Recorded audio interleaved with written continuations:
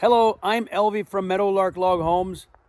I'm at Ashley Lake, Montana, about an hour and a half away from the Meadowlark Log Homes production facility and my home.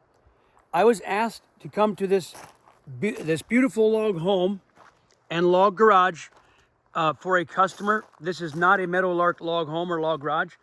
Some other company built it.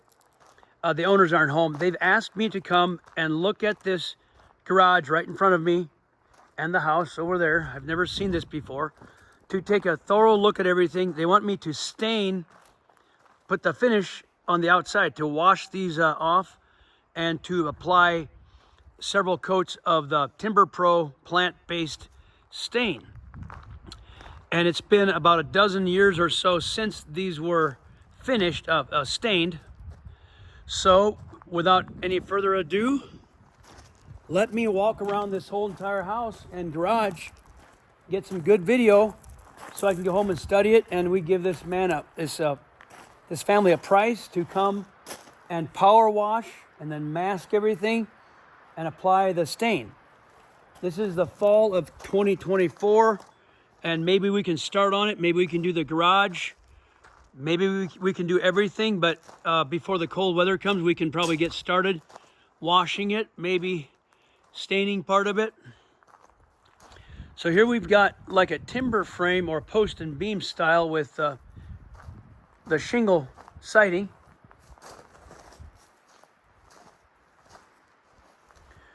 There's a tall garage.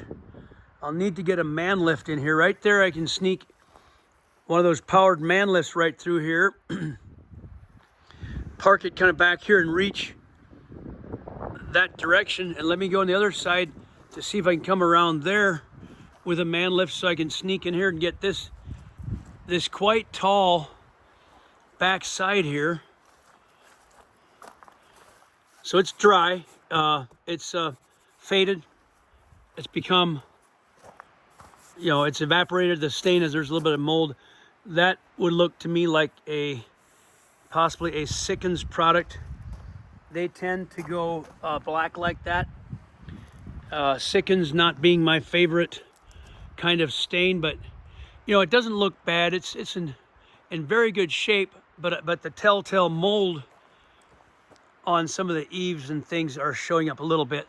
Not bad, but that's tall. That's 22 to 24 feet to the peak. It's much taller than it looks like. That's a tall garage. But the good news, I can get in here with a man lift right here and park here and have the boom go back in there to reach the tall part. Okay, that's the garage. Let me go around the front one more time, get a look at these garage doors.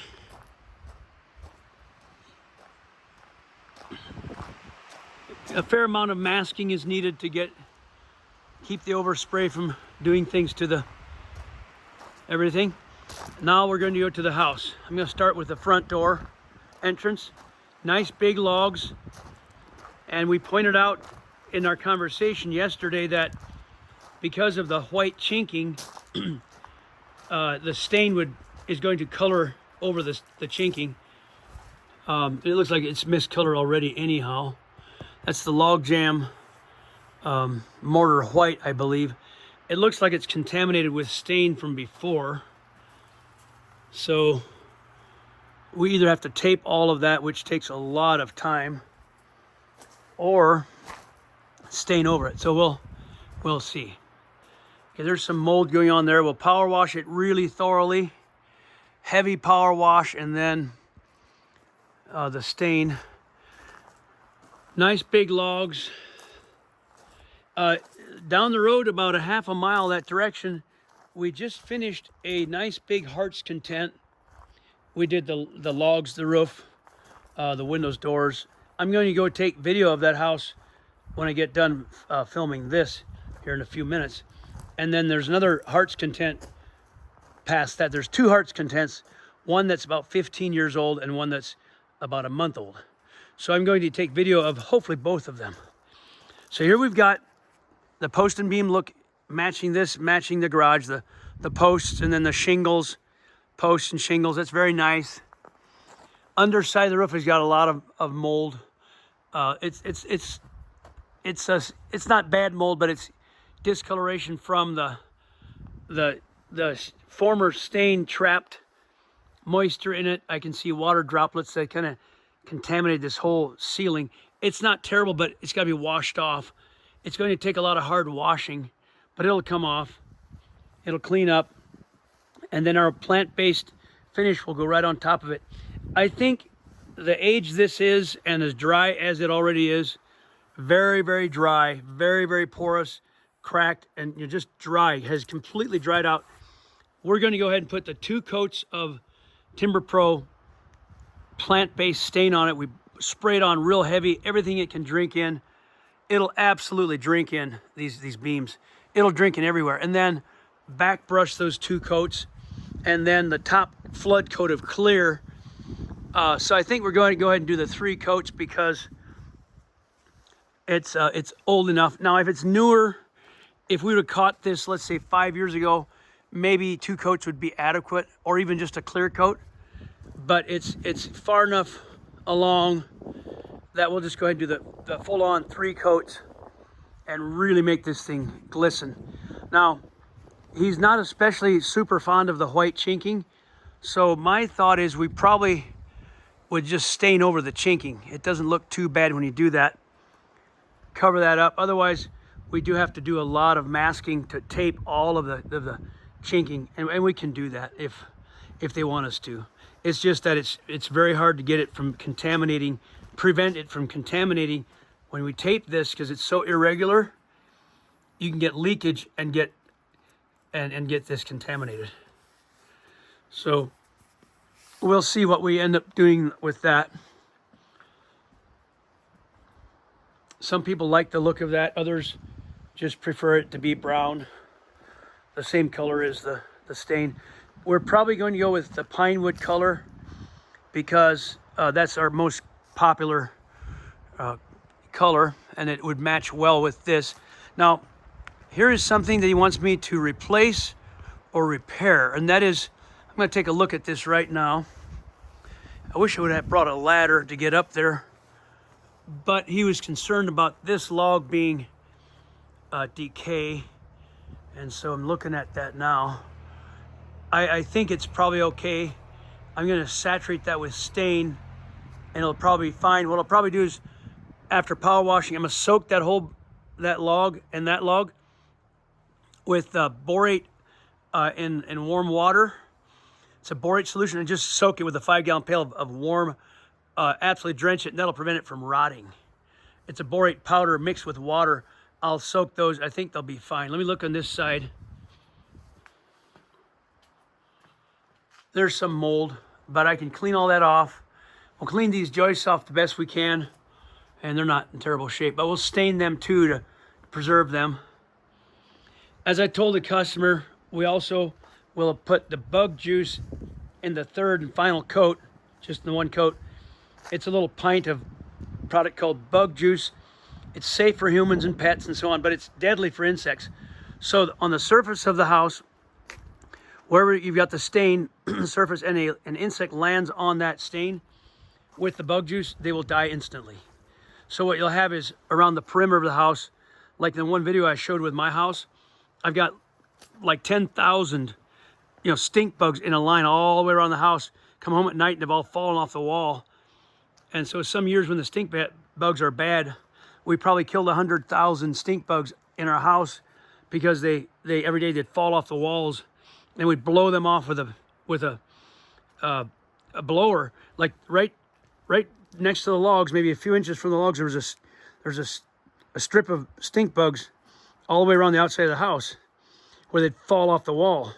So it kills insects when they land on it. So in our home, we have next to no flies, very few flies, bugs, or anything like that. We just don't have insects in the house at all because they get killed as they land on the finish. Okay, this is a very beautiful house. Folks, I'm going to take a break and turn your attention to the water, and then we'll come out and get more view of this beautiful house that I can't take credit for. But look at this this crystal Mediterranean or Caribbean water of Ashley Lake, Montana. Out there, I'm going to pull this in. That water is absolutely crystal blue. It's just absolutely crystal blue water. So I love this lake, just love it. It is clean enough to drink out of. So it's a magnificent house. It's an absolute masterpiece. It's even though we didn't build it, I will say hats off to whoever did it. It's beautiful. It's a non-settling house, got the posts in the corner, kind of a post and beam in a way. So that takes a lot of masking by the glass. All the glass has got to be covered with masking.